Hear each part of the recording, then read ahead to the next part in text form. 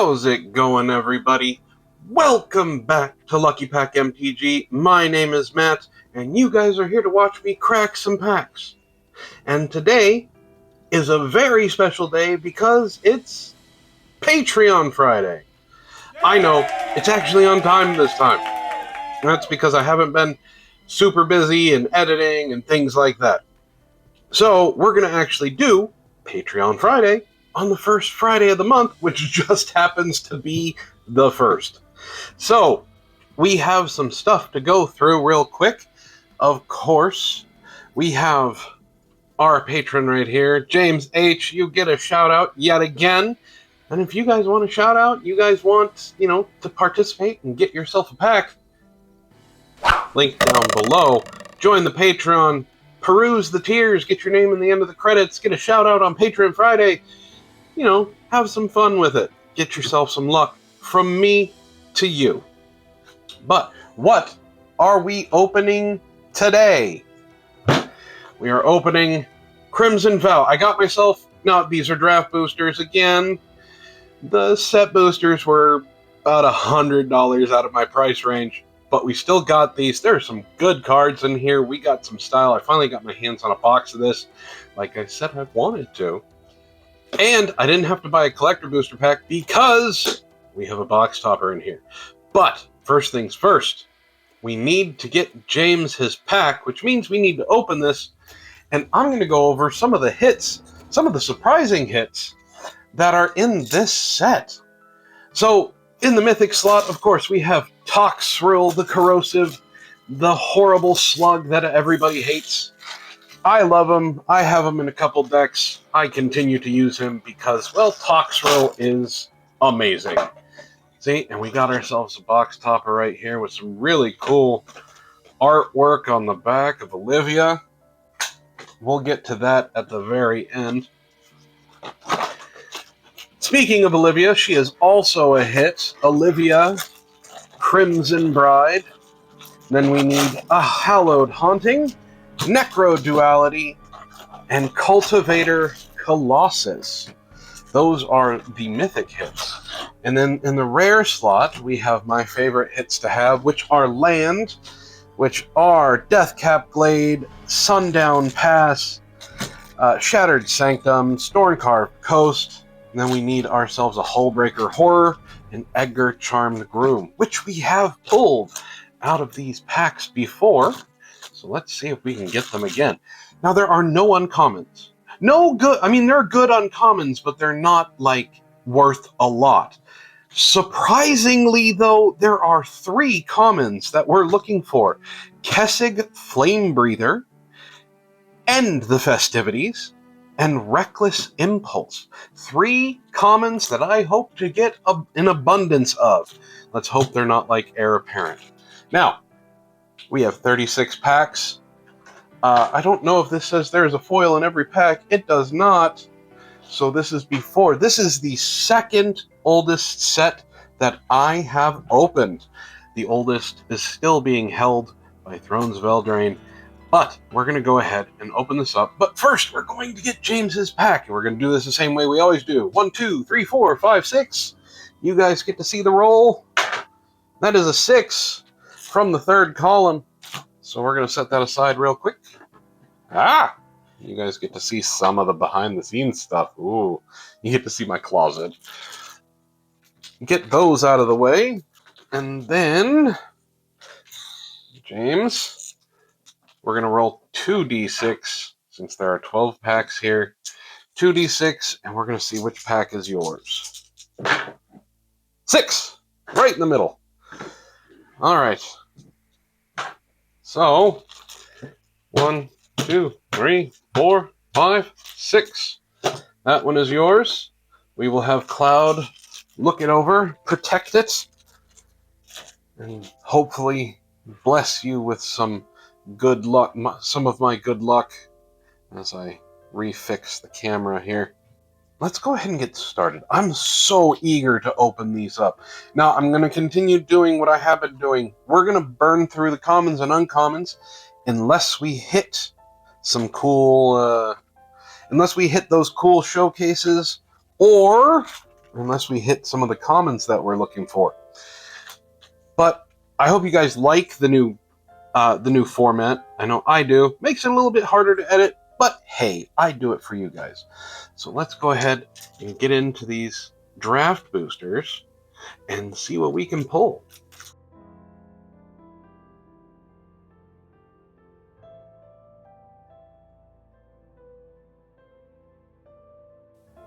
Alright, very cool land. I love these full art lands. And we get Dollhouse of Horrors.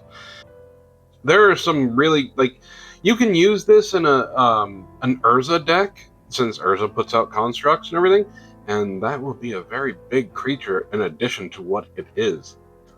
So yeah, that's not bad. Then we got a mischievous Catgeist. Oh, that's a Catgeist. That's going to my wife. We're going to put that over there. And then Lunar Rejection. Okay, so we don't need to do... we'll do 3, I guess. You never know with the pack tricks, right?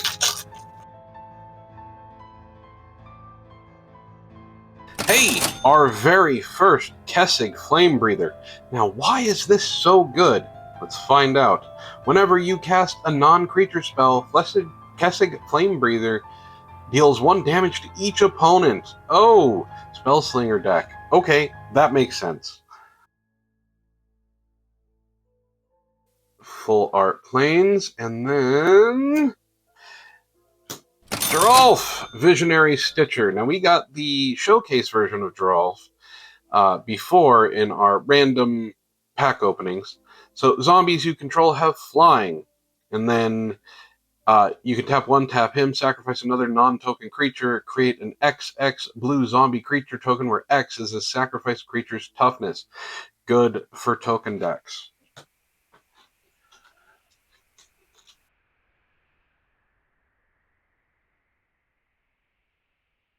And we have an End the Festivities. Also, one of the hits. This is a sorcery. I'm noticing they're both red. I think all 3 of them are red. So what does End the Festivities do, and why is it a good common hit? End the Festivities deals 1 damage to each opponent and each creature and planeswalker they control. Well, that's a good way to get rid of them tokens, isn't it? Okay, we got our Swamp and Aruth, Tormented Prophet.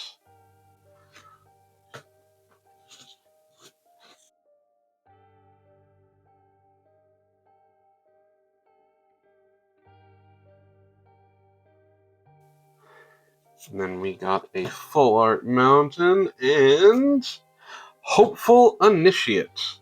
This is a very good utility creature and a utility card.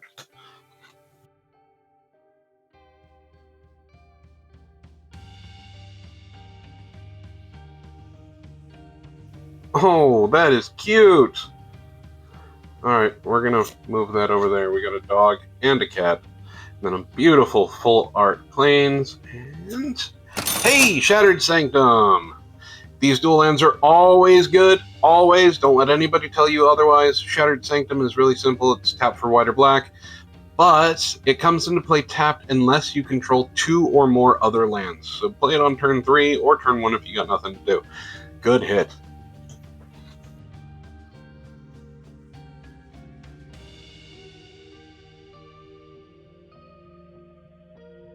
A gorgeous forest, full art forest, and Sigarda's Summons. Not bad. I would use it. Maybe I'll make something out of it.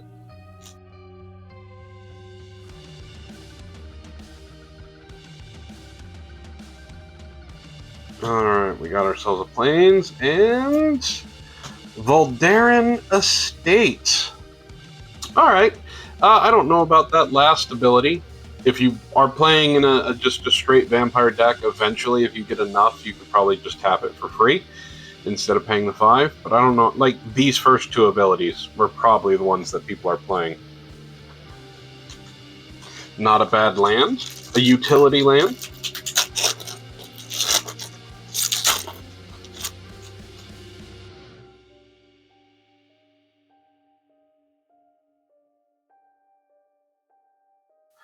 And Creepy Puppeteer.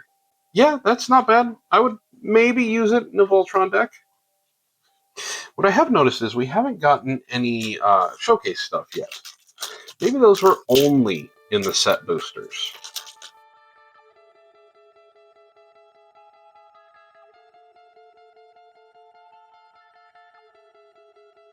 We got a Swamp and Halana and Elena.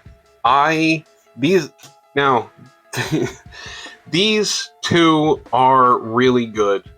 We've pulled them before, and I'm going to continue to say they're really good. For 4, they're a 2/3 first strike reach, so they can hit fast and they can block flyers. But that's not what you're using them for. At the beginning of combat on your turn, put a +1/+1 counter on another target creature you control, where X is Halana and Elena's power. That creature gains haste until end of turn. So if you have a deck that is a go-wide deck or whatever, requires counters, this is a way to put counters on them. They're very, very good, very versatile.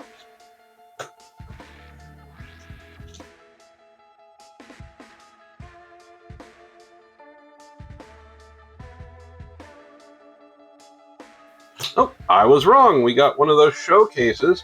This is a Voldaren Epicure. Very good 1-drop vampire. When it enters the battlefield, you deal 1 damage to each opponent, and you get to create a blood token. So it's a very cool card. Alright, we got ourselves an island, and in showcase we have Angie, Maid of Dishonor. This is a very cool showcase treatment. And then, whenever Angie, Maid of Dishonor, and/or one or more other vampires enter the battlefield under your control, create a blood token. Trigger this ability only once each turn. So, if you ever summon another vampire, you get a blood token. Then you tap 2, sacrifice another creature or a blood token. Each opponent loses 2 life, and you gain 2 life. Ooh, Angie. So, I still have a white-black commander deck that I do have a Edgar Markov that I want to make into a white, black, red vampire deck. Gonna be using her. I think this is gonna push me over the edge to make that deck.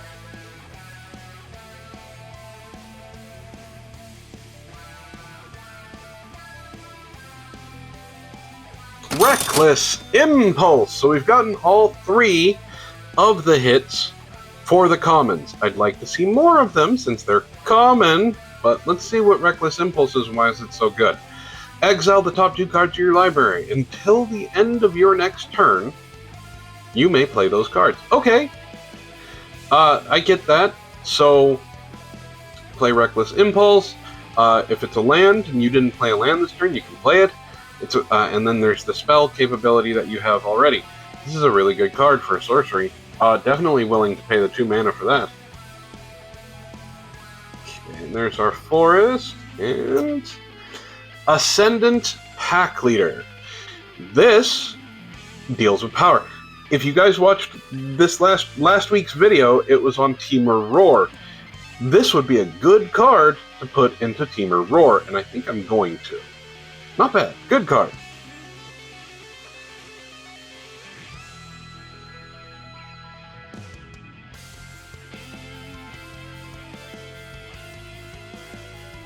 And we have another End the Festivities. I did say I wanted more of these common hits.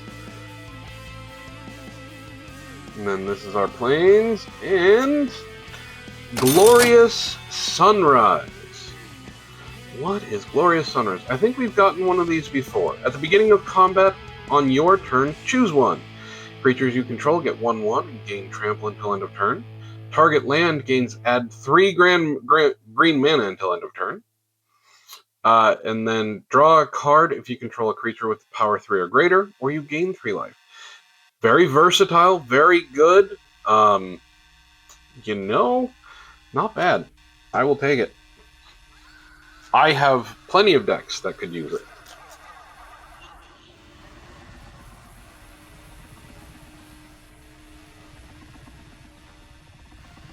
There's their land. And Dream Shacklegeist. this ability actually can make it pretty easy to stop up their defenses, depending on what you're playing against. And tapping a target creature, there's always cards that allow you to do stuff with creatures that are tapped. So it's a versatile card. I don't know about a good card. Definitely cheap in value as a 3-cost 3/1. But, you know, if you find a use for it.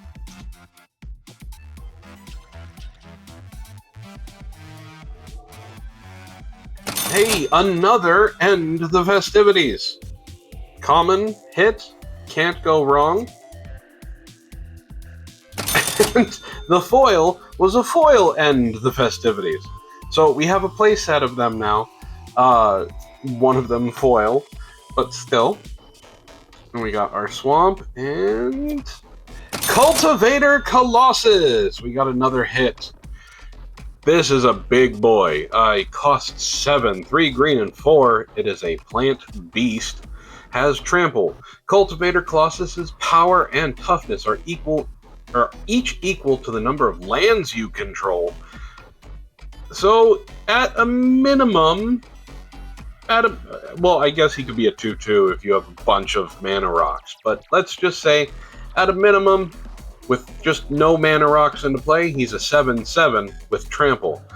When Cultivator Colossus enters the battlefield, you may put a land card from your hand onto the battlefield tapped. If you do, draw a card and repeat the process.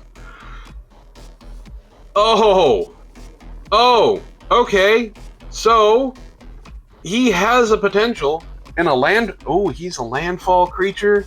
I am putting him in my not Yuma. I am putting him. Yeah, he's going in Yuma. I have a landfall deck, and yeah. Ooh, that's dirty.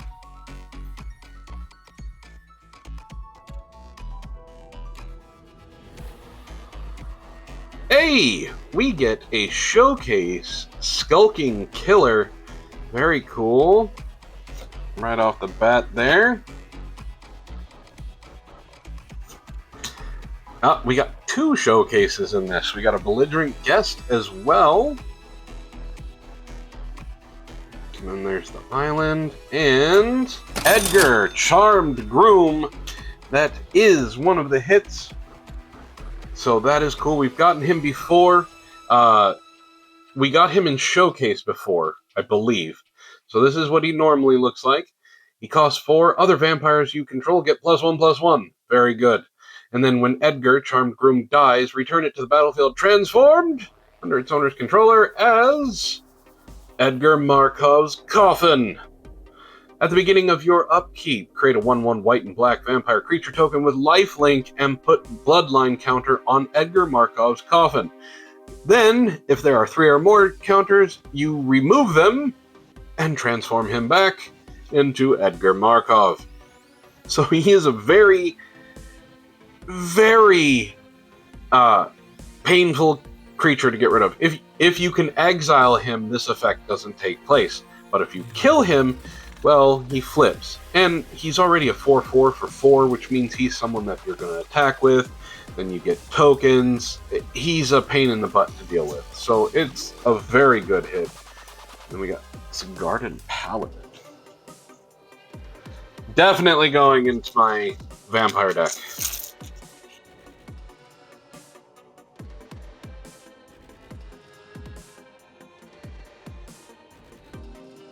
Then we got our forest and Storm-Carved Coast. I will take it. Another land. Again, same thing. Comes in play tapped unless you control 2 or more other lands. Red-blue. Really good. Very good land. Don't bump the camera! Another hit. Even, you know what? I'm going to make a statement that many Magic players may or may not agree with me on.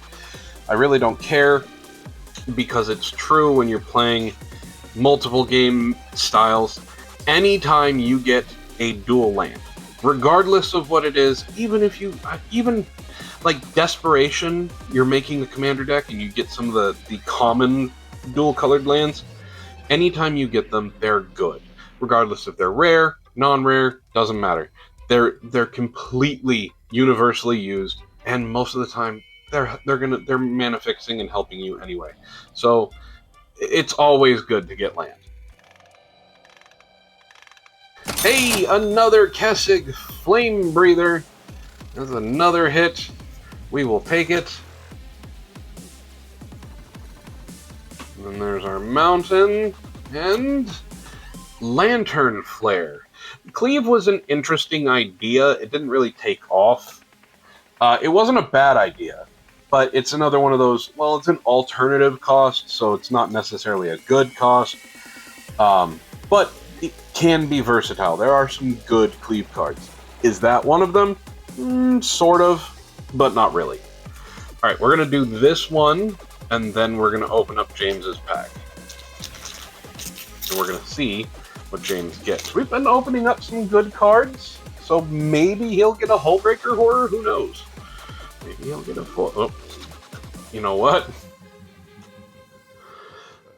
I caught a glimpse of that, and I'm calling. As I was saying it, I caught a glimpse of it, so I called it. I was saying maybe James will get a foil Hullbreaker Horror.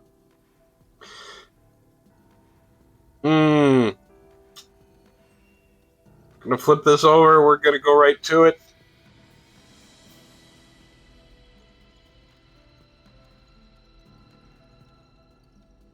All right.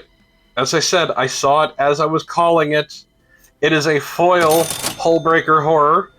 Hullbreaker Horror is a pain in the ass. It is a hit. Being foil in a set that doesn't give you a foil every single time, these are actually worth a little bit more. So, why is Hullbreaker Horror really good? Well, he is a bomb card. He is what those in the business see as a control player's last, ultimate destruction card. He has flash, so he can be cast at the end of your opponent's turn. He can't be countered, so it doesn't matter if you cast it during your turn. Whenever you cast a spell, choose up to one. Return target spell you don't control to its owner's hand. Oh, you want to counter something? Well, I'm going to bounce that creature and return that counter spell to your hand. Or return target non-land permanent it control to non-land permanent to return target non-land permanent to its owner's hand. So I'm going to, you're going to kill Hullbreaker Horror. I'm going to pay my 1 and bounce your little token and bring this back to my hand and let you waste your kill spell. It's very versatile, and it's a pain in the butt to get rid of, but great hit. Awesome hit. Then we got our land and Curse of Hospitality. So it's got negatives with the trample thing, but it's a good way of getting rid of cards and playing cards. Okay. James, this is for you. I can't say you're going to get a foil Hullbreaker Horror because we pulled that already. I'm sorry. You missed it by 1. You missed it by 1 pack, man. 1 pack. But this is yours. Let's hope you get something good. Yes? Let's see what you get. Now, I've gotten you plenty of land. Let's get you something that you can use that land for. Hey. You do get a foil, so that's good. Alright, you get a Panicked Bystander, Whispering Wizard, Rending Flame, Kindly Ancestor, Toxic Scorpion, Perish Blade Trainee, Undying Malice, Belligerent Guest, Sigarda's Imprisonment. You get a Showcase Gluttonous Guest, Wretched Throng, Flame Blessed Bolt, a foil Wedding Announcement. You bitch! Oh, I want this card so bad. So this is a really good vampire token card. You bastard. Okay, so at the beginning of your end step, put an invitation counter on Wedding Announcement. If you attacked with 2 or more creatures this turn, draw a card. Otherwise, create a 1/1 white human creature token. Then, if Wedding Announcement has 3 or more invitation counters on it, transform it. And it transforms into Wedding Festivity. And it's just simply creatures you control get 1/1. Really good card. Not only do you get the creatures, you get card draw if you want to attack with 2 or more creatures, and then you get the bonus of the 1/1 enchantment. Ah, James, you dick. And you get a mountain and a cemetery prowler. So, cemetery prowler is the one I was talking about, I believe. No, this is also part of a cycle of cards, but cemetery prowler is the green version. Has vigilance for 3. It's a 3/4, which is a good card. Whenever cemetery prowler enters the battlefield or attacks, exile a card from a graveyard. So graveyard removal, very good. Spells you cast cost 1 less to cast for each card type they share with the cards in the exiled with cemetery prowler. So you exile a creature, it costs 1 less. You exile an artifact, costs 1 less. You get the idea. Really good card. James, this pack, man. You got a showcase. You got a foil. Where's that showcase? Where'd it go? James. So you got a really good foil rare. You got a amazing mythic. You got a showcase gluttonous guest. So yeah, I got you some cards to go with those lands I keep giving you. And we're going to put that stuff right over there. And I will be sending that out to you. Oops. Cloud really protected your pack right there. I'll be sending those cards out to you the beginning of next week after I record this. Guys, I don't think you understand. James has gotten from me cards when I'm looking through the sets, and like with Modern Horizons 3, I needed a polluted delta. What did I pull for James? I pulled a borderless polluted delta. Like, the cards that he's been getting that I'm kind of frustrated about pulling for him are cards that I want. And he's getting them. If you want cards like that, you want an Edgar Markov, you want a foil Hullbreaker Horror, join the Patreon. $10 and up, it's really not that much. I know $10 could be a lot, but you have to understand that includes shipping and handling, plus the cost of the pack. Like, I'm not trying to gouge you on price, okay? And I send you everything. So, understand, it's worth the buy. And if you want 2 packs, there's options for 2 packs, 3 packs, and if we start doing collector boosters, there's packs for that as well. Okay? So it's worth it. Trust me.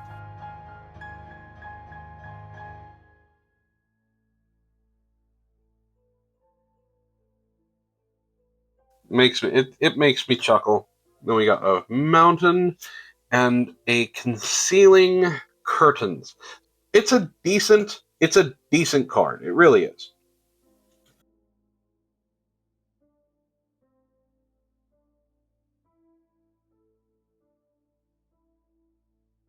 And we get another reckless impulse. Not bad. Okay, we got a foil showcase. Very cool. Foil showcase wedding security. Very cool.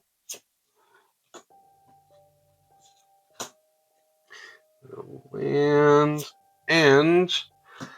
Ulvenwald Oddity. It's already decent. It's a 4/4 for 4 with trample and haste. That's really good right off the bat, not gonna lie. But then you can transform it for 7, and it transforms into Ulvenwald Behemoth, which is a trample haste 8/8, and then other creatures you control get 1/1 and have trample and haste. Good card, good finisher. I wouldn't say it's well-rounded. That's kind of broken and busted a little bit. A 4/4 for 4 with trample and haste, and then it turns into an 8/8 that gives your other creatures 1/1 trample and haste. That's not fair. Like, the other side is not fair, but I like that. I'll use it.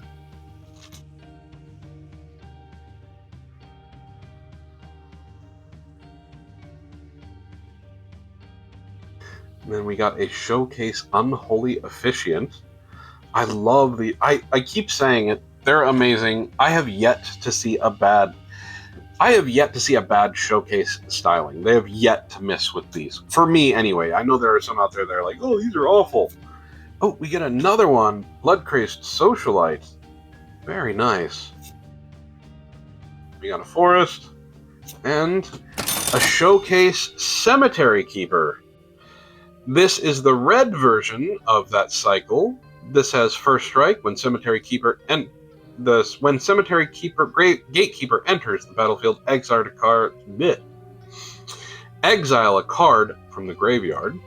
Whenever a player plays a land or casts a spell, if it shares a card type with the exiled card, Cemetery Gatekeeper deals 2 damage to that player. Not bad. That's actually really good, and it's for 2, and it has first strike. That's, that's not bad for a cycle of cards. Like, the red and the green one are not bad. I think we're doing really good right now, guys. I think we've pulled a lot of really good cards, useful cards. Foil Hullbreaker Horror, as you can see. James is getting a foil wedding announcement. If you guys like this video, you like watching this, go ahead and hit like, all right? Subscribe. You guys are more than halfway through the video. You must like watching. So hit subscribe, help with the channel, spread it into the algorithm, okay? It's the best thing I can ask you guys to do.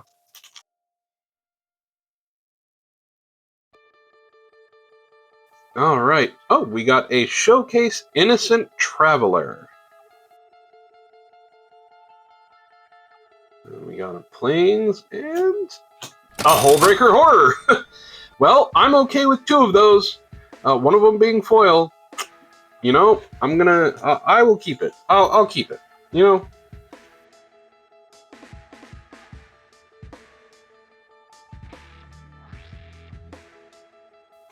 Then we got Showcase Falconwrath Celebrants. We've pulled them before. It's always a good time. Then we got an Island and Path of Peril. This is one of those cleave cards that I was talking about. A lot of people use this. So it's actually a really good board wipe if you're going up against someone who's playing tokens. Or Rush or something like that.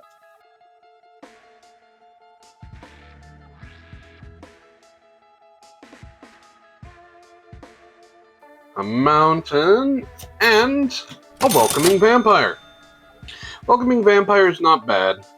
It's a 2/3 for 3 with flying, 1 white, 2 colorless. Whenever 1 or more other creatures with power 2 or less enter the battlefield under your control, you get to draw a card. But you can only do it once per turn. So it's an automatic. You don't have to pay for it like Mentor the Meek, but Mentor the Meek allows you to do it multiple times if you have the mana for it. This just allows you to do it once. It's still not a bad creature. It's a 2/3, so it's got a decent-sized butt for blocking, and it's still relatively useful, even with the card draw. Even with the limitation of the trigger for once per turn. Oh, we got a Showcase Markov Purifier.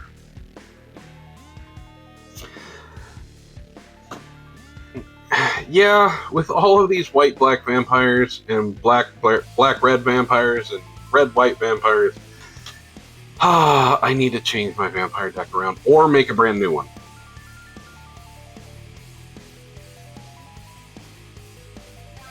And there's our forest and Cemetery Protector. We've gotten the green. James is getting the green. We got the red. Now we got the white. So, Cemetery Protector has Flash. When Cemetery Protector enters the battlefield, exile a card from a graveyard. Whenever you play a land or cast a spell, if it shares a card type with the exiled card, create a 1/1 white human creature token. Not awful, but it's situational, right? If you are exiling a creature card and you're playing a creature-heavy deck, it works. If you exile like an enchantment, but you don't have many enchantments, it's not going to be as good. So, it's very situational. But has the possibility of doing a lot of damage with that flash. It's it could be a shock for your opponents. So we'll see what happens. I think it's good.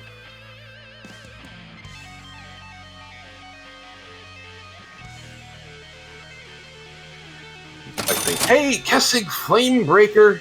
That is our third one. I would like a playset of those as well. That would be great. Maybe a foil one? That would be awesome.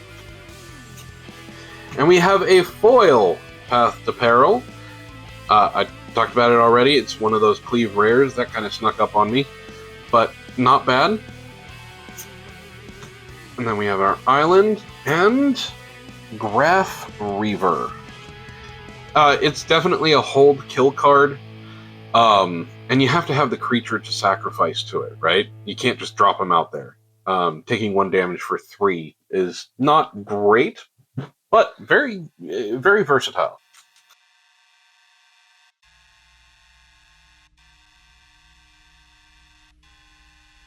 And we have another Reckless Impulse. That's 3.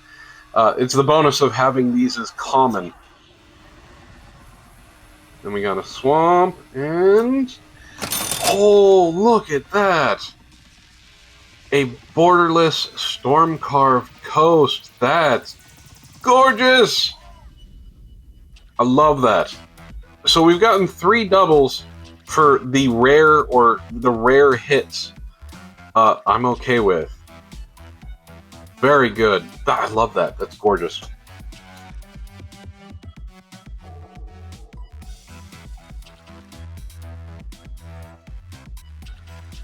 We got our island and Change of Fortune. That could be something.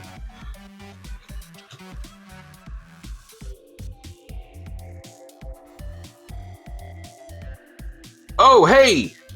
Well, like I said, we can get a flip card. This is Jacob Hauken, Inspector. We've gotten him also in Showcase. It takes a bit to get going. It takes a bit to flip him. But there is that opportunity to have a bunch of big spells in there that you can just cast for free. So he's not like a super powerful hit. He's not a bomb. But he's definitely useful. Then we got a Showcase Blood Petal Celebrant.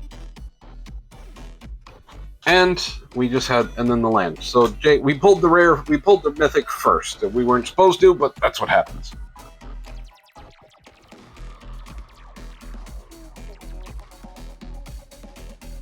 Alright, we got a Swamp. And then a Voldaren Bloodcaster. So she can, if you get her going, she can be good. But not, she takes a bit.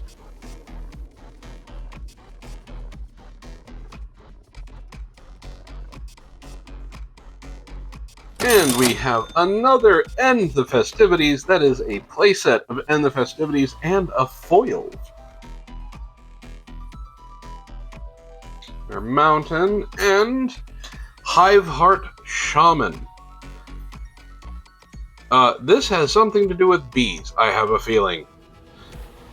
Because that's awful. I don't know if you can see that. He's got bees all over his face. Whenever Hiveheart Shaman attacks, you may search your library for a basic land card that doesn't share a land type with a land you control. Put that card onto the battlefield, then shuffle. And then tap 5 in green, create a 1/1 green insect creature token. Put X +1/+1 counters on it, where X is the number of basic land types among lands you control. Activate only as a sorcery. Okay, this is... I don't want to say this is a bad card, but it's not a good card. Like, you're like, oh, cool, I get to get a land. No. Like, he costs 4 already, so unless you have just 4 basic forests out there, he's not going to do good unless you're playing like a 5-color deck, and you don't have any dual lands down that have a basic land type.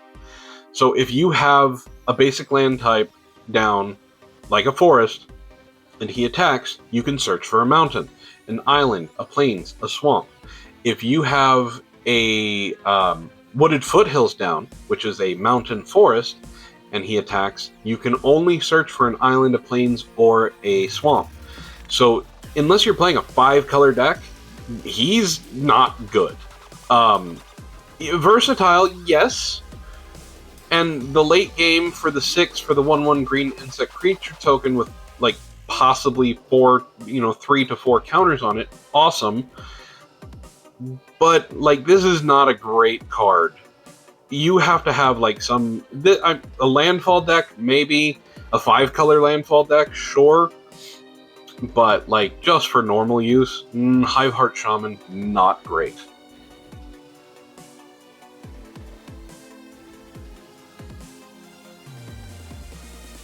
And another Kessig Flamebreaker. I think that's a full playset of Flamebreaker breathers. Flamebreaker. I think that's a full playset. I will take it. Give me a foil one now. We got a Plains and Grolnok the Omnivore. Who's running Frog Tribal? Okay, nobody. I see uses for him. He's a 3/3. But you have to protect him or else those cards in exile go away. So, I mean...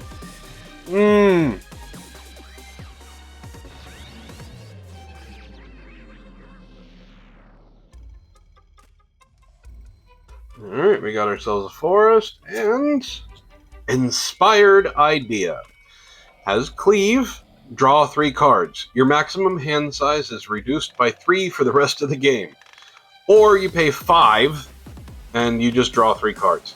This, it's also a misprint. Not great. It's not great.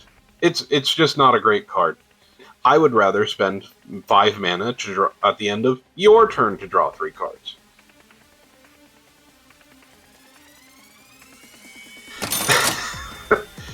Okay, this is our rare. And it is a Showcase Edgar Charmed Groom, our 4th big double. This is my 2nd Edgar Charmed Groom in Showcase. I'm not going to complain. And then we got a Gluttonous Geist in Showcase, and there's a foil under here. Oh! What? Oh! Foil Borderless Kaya Geist Hunter. Whoo! Aren't you pretty? Okay. Kaya Geist Hunter. For +1, creatures you control gain Death Touch until end of turn. Put a +1/+1 counter on up to 1 target creature token you control. Okay, that's good. -2 until end of turn. If 1 or more tokens would be created under your control, twice that many of those tokens are created instead. Token doubler, very good. And then -6, which you probably will never see. Exile all cards from all graveyards, then create a 1/1 white spirit creature token with flying for each card exiled this way. She's really good. And she's 3. And she's borderless and beautiful.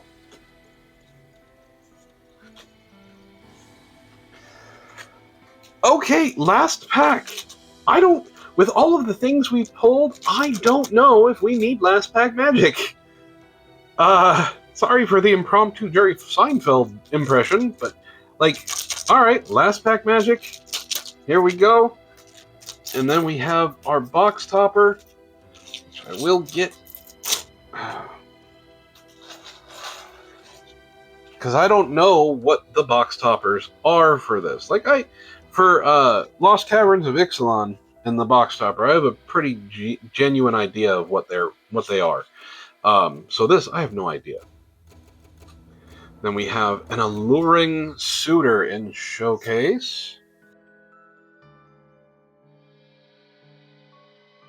Okay, Plains and Patchwork Crawler. It gets activated abilities of creature cards that you exile. Not bad. We did not get a Toxrill, but that's okay. Alright. This is a Crimson Vow box topper.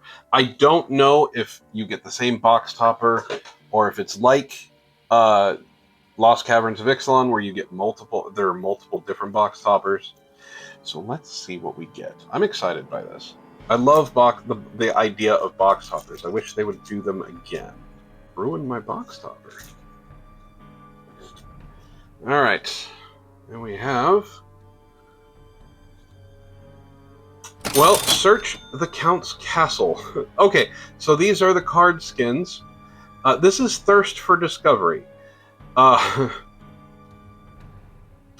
3 cards, then discard 2 cards unless you discard a basic land. It is an uncommon, but this is a very cool treatment of Thirst for Discovery. Search the Count's Castle. Very cool. No, I'm happy. I wish I would have got, like, Sorin the Mirthless as Dracula or something like that, but, you know, hey, we get what we get. Very cool. Yeah. Alright, guys. And that's it for Crimson Vow and Patreon Friday. I hope you had fun. I know I did. I pulled a ton of great stuff. And James H. gets himself a wedding announcement and the cemetery card. Come on. Cemetery gets himself the wedding announcement and cemetery prowler.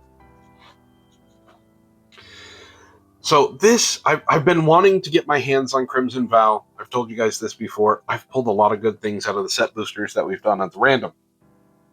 So the set booster box was a little bit out of my price range for right now, but this is how much we paid for this box, which is a decent price, believe it or not.